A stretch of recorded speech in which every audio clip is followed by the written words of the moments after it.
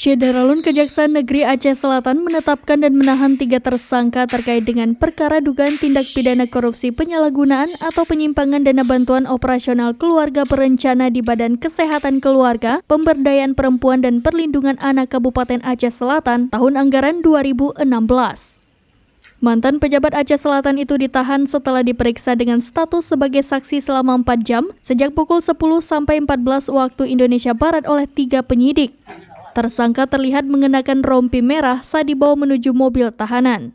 Kepala Seksi Intelijen Kejaksaan Negeri Aceh Selatan, Muhammad Alfriandi Hakim, pada Kamis 25 Mei 2023 mengatakan, 3 mantan pejabat Aceh Selatan yang menjadi tersangka tersebut berinisial MY selaku Kepala BKKP3A tahun 2016, BM selaku Sekretaris BKKP3A tahun 2016, dan TS selaku Bendahara BKKP3A tahun 2016.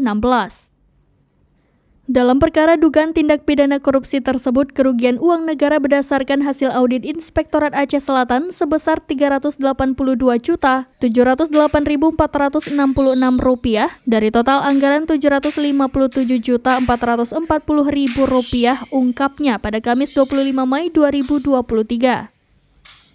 Guna mempercepat proses penyidikan, tersangka MY dan TS ditahan selama 20 hari terhitung sejak 25 Mei 2023 sampai 13 Juni 2023 di Rutan Kelas 2B Tapak Tuan, sedangkan untuk tersangka BM dilakukan tahanan kota karena tersangka dalam keadaan sakit berat.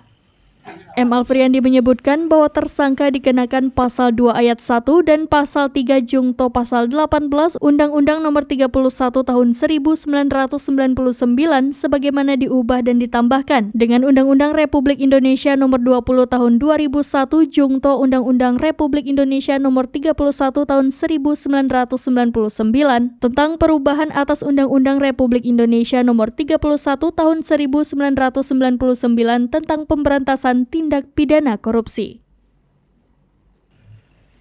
Dari Aceh Selatan, Ilhami Syahputra, serambinews.com.